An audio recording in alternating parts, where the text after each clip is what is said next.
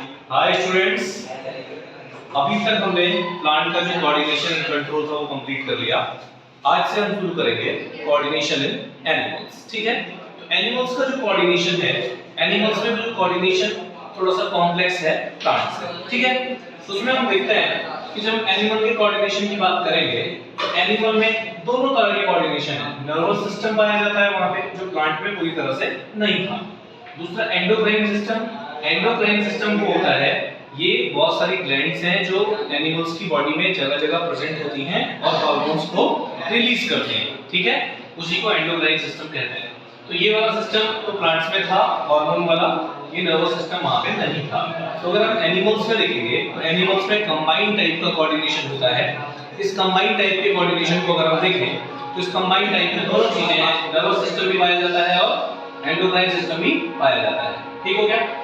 तो यहाँ पे एनिमल्स में अगर फोटो को रिसीव करने वाले कोई रिसेप्टर हैं तो उसे फोटो रिसेप्टर कहेंगे, टेस्ट को रिसीव करने वाला है तो उसे गस्टेटरी रिसेप्टर कहेंगे, स्मेल को रिसीव करने वाला है तो ऑल्फैक्टरी कहेंगे, साउंड को रिसीव करने वाला है तो फोनो कहेंगे और टेंपरेचर को रिसीव करने वाला है तो थर्मो रिसेप्टर कहेंगे। तो यहाँ पे हम देख सकते हैं ये टेस्ट, स्मेल और साउंड के जो रिसेप्टर हैं ये स्पेसिफिकली एनिमल्स में है, ये प्लांट्स में एब्सेंट होते हैं। ठीक है, यहाँ पे हम अगर देखें तो यहाँ जो स्टिमुलस है उसका फॉर्म भी चेंज होगा, डेफिनेशन सेम रहेगी, मगर यहाँ एनिमल्स में स्टिमुलस क्या होती है?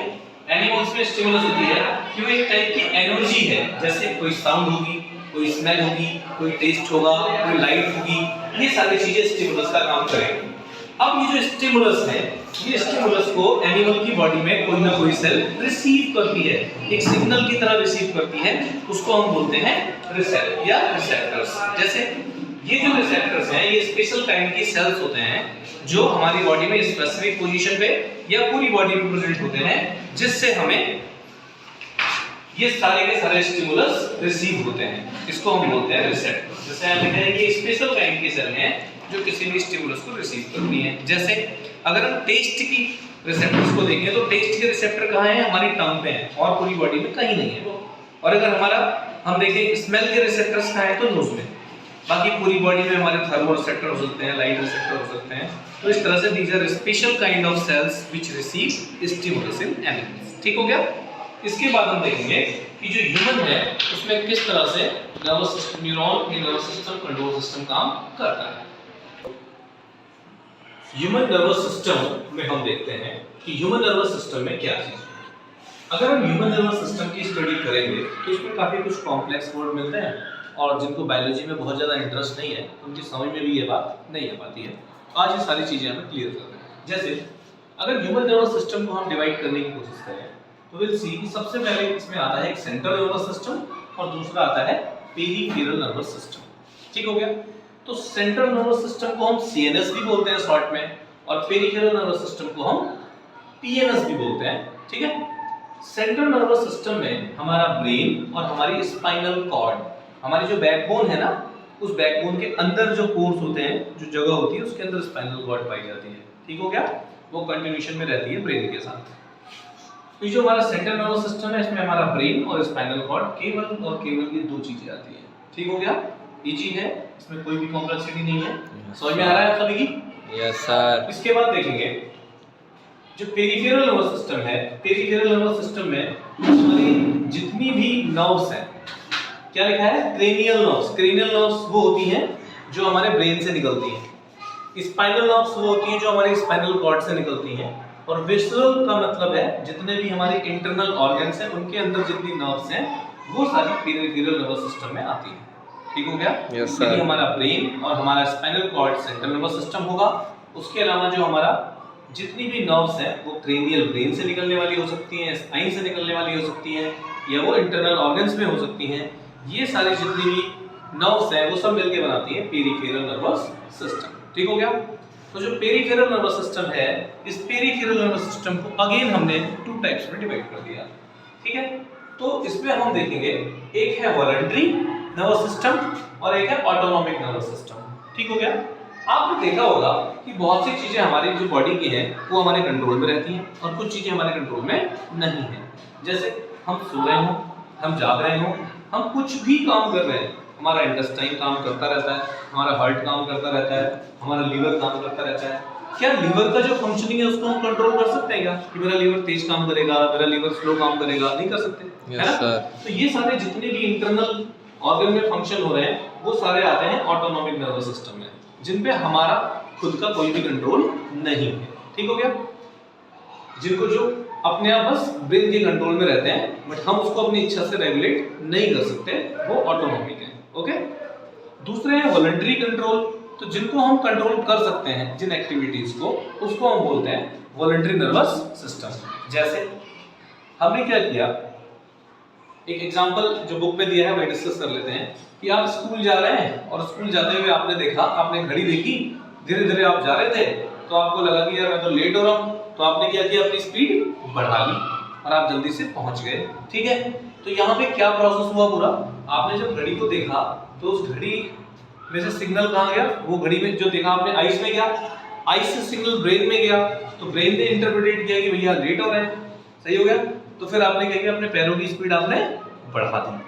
सही है? तो इस तरह के जो सिग्नल्स हैं जो हमारे कंट्रोल में है, उन सारे सिग्नल्स को हम रखते हैं वॉलंटरी नर्वस सिस्टम में। और जो सिस्टम या जो फंक्शन हमारे खुद के, हमारी इच्छा के कंट्रोल में नहीं है, ठीक है, कंट्रोल है, ब्रेन का कंट्रोल है, उसको हम रखते हैं autonomic control, autonomic nervous system. ठीक है? ह्यूमन नर्वस सिस्टम के जितने भी पार्ट्स थे, सेंट्रल नर्वस सिस्टम और पेरिफेरल नर्वस सिस्टम, और पेरिफेरल के दो पार्ट थे, वॉलंटरी और इनवॉलंटरी। ठीक हो गया? जितना भी हमारा नर्वस सिस्टम है, ये सारा का सारा नर्वस सिस्टम हमारा बना है न्यूरॉन से मिलकर। ठीक है? किससे मिलकर बना है? न्यूरॉन। कभी कभी क्वेश्चन भी आता है, ठीक है, कि बेसिक यूनिट क्या है नर्वस सिस्टम की? न्यूरॉन है। ठीक हो गया? हम देखेंगे यहाँ पे कि जो बेसिक यूनिट है नर्वस सिस्टम के हमारे, वो कौन है? न्यूरॉन है। जैसे सेल बेसिक यूनिट है किसी भी बॉडी की, वैसे ही नर्वस सिस्टम की बेसिक यूनिट क्या है? न्यूरॉन। ठीक है? इस न्यूरॉन का स्ट्रक्चर भी लगभग हर बार एग्जाम में आता है, तो उस न्यूरॉन की स्ट्रक्चर को हमें अच्छे से समझ लेना है। थोड़ी सी प्रॉब्लम बच्चों को बनाने में भी होती है, बट एक दो बार प्रैक्टिस करेंगे तो क्वाइट इजी। ठीक है? देखते हैं, आप यहाँ पे देखेंगे कि ये इस तरह से जो ये छोटे छोटे यहाँ पे हेयर लाइक स्ट्रक्चर निकली हुई है, ये हेयर लाइक जो स्ट्रक्चर है इसको हम बोलते हैं डेंड्राइट्स। क्या बोलते हैं? डेंड्राइट्स बोलते हैं। और इस डेंड्राइट्स का काम क्या है? इस डेंड्राइट का काम है किसी भी सेंस को या किसी भी सिग्नल को रिसीव करना। ठीक हो गया? किसी भी सेंस को ये क्या करते हैं? रिसीव करते हैं। इसके बाद ये जो आप बॉडी देख रहे हैं, इस पूरे को हम सेल बॉडी बोलते हैं। क्या बोलते हैं? Cell body. यहाँ पे ये न्यूक्लियस है और ये बीच में इसका साइटोप्लाज्म है। सही है? इसमें बहुत सारी और भी चीजें होती हैं, बट इतनी ज्यादा डिटेल में आपके कोर्स में ये नहीं है, इसलिए आप इसको केवल न्यूक्लियस बोलेंगे। ये डेंड्राइट्स हैं व्हिच रिसीव सिग्नल्स, और ये जो है ये सारा क्या करता है? सेल बॉडी बनाता है। ठीक है? यानी इस जगह से, इन सारे पोर्शन से सिग्नल हमारे रिसीव हो गए सेंस, और सेंस रिसीव होने के बाद यहाँ पे एक जगह होती है जिसको हम एक्सॉन हिलॉक बोलते हैं। वहां से ये जो आपको स्ट्रेट स्ट्रक्चर दिखाई दे रही है ना, ये सारी स्ट्रक्चर कहलाती है एक्सॉन। क्या कहलाती है? एक्सॉन। यानी यहाँ से सिग्नल रिसीव हुए, अब यहाँ से सिग्नल केवल ट्रांसमिट हो रहा है, आगे को जा रहा है, उसका एक अलग प्रोसीजर है, वो भी सिलेबस में नहीं है आपके। ठीक है? अभी यहाँ देखेंगे ये जो हमारा ये एक्सॉन है, इस एक्सॉन के ऊपर क्या है? एक कवरिंग टाइप लगी हुई है जिसको माइलिन शीथ कहते हैं। तो ये हमारे हर तरह के न्यूरॉन में नहीं होता, ठीक है, मगर ये न्यूरॉन का एक पार्ट है, इसलिए हम यहाँ पे इसको भी डिस्कस कर रहे हैं। तो ये हमारा इसका एक्सॉन जो है वो पार्ट है। और फिर फाइनली जब लास्ट का पार्ट हम देखते हैं तो वहां पे क्या पाया जाता है? सॉरी, वहां पे ये लास्ट में न्यूरॉन्स है, नर्व एंडिंग है, यानी यहाँ पे नर्व खत्म हो जाती है। तो ये जो पूरी स्ट्रक्चर है, जैसे एक न्यूरॉन यहाँ खत्म हो गया, नर्व खत्म हो गई, तो इसके नीचे नया न्यूरॉन शुरू हो जाएगा। इस तरह से पूरी न्यूरॉन चलती रहती हैं। और न्यूरॉन जो होती हैं वो हमारी बॉडी की सबसे लॉन्गेस्ट सेल्स होती हैं। ठीक हो गया? लॉन्गेस्ट सेल्स भी हैं, इसके साथ साथ ये ऐसी सेल्स हैं जो दोबारा डिवाइड भी नहीं होती हैं। ठीक हो गया? तो इजी है ना? जो हमारे न्यूरॉन है उस न्यूरॉन में केवल एक डेंड्राइट्स पाए जाते हैं जो सिग्नल रिसीव करते हैं, सेल बॉडी पाई जाती है, और इसके अलावा एक्सॉन पाया जाता है, और लास्ट में नर्व एंडिंग होती है। ठीक हो गया? तो यही मिलके हमारा पूरा नर्वस सिस्टम बनाता है। ठीक हो गया? यहां इसमें हम देखेंगे कि जो हमारे न्यूरॉन्स हैं, जनरली हम 3 तरह के न्यूरॉन्स देखते हैं। ठीक है? कितने टाइप के न्यूरॉन्स हम देखते हैं यहाँ पे? 3 तरह के न्यूरॉन्स हैं। ठीक है? तो इन 3 तरह के न्यूरॉन्स में सबसे पहला न्यूरॉन है जो सेंसरी न्यूरॉन कहलाता है।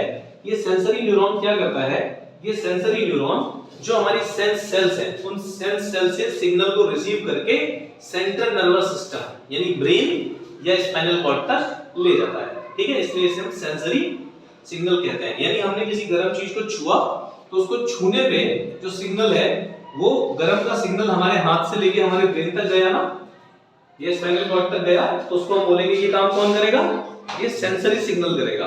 ठीक है, इसके अलावा मोटर सिग्नल है। मोटर सिग्नल जो मोटर नर्व है, मोटर नर्व क्या करती है, वो सेंट्रल नर्वस सिस्टम से मसल तक सिग्नल भेजती है।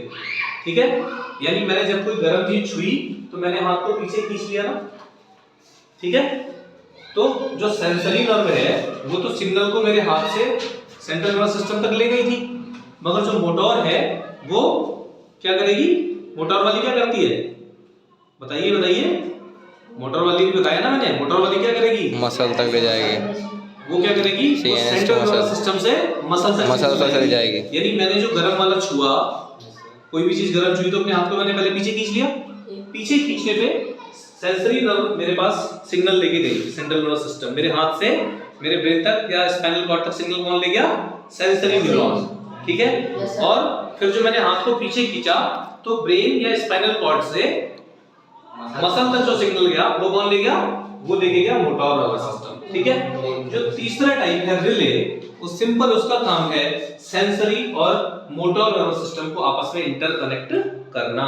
यानी जहां पे सेंसरी न्यूरॉन खत्म होती है और मोटर स्टार्ट होती है उसके बीच में रिले यानी उसको बीच में ज्वाइन करने का काम करना। ठीक है ना, ये बातें समझ आ गई आपको। ठीक है, अभी इसके बाद तो आज हम इसको यहीं तक करते हैं। अब अगले में हम पढ़ेंगे ब्रेन क्या है, और बहुत ही इंटरेस्टिंग टॉपिक आएगा जो हर बार क्वेश्चन में भी हर बार क्वेश्चन आता भी है एग्जाम में, कि जो ह्यूमन में नर्वस सिस्टम है वो कैसा है, इलेक्ट्रोकेमिकल है, यानी इलेक्ट्रिक भी है और केमिकल भी है। तो कैसे होता है वो पढ़ेंगे अगले वीडियो में। ठीक है, थैंक यू।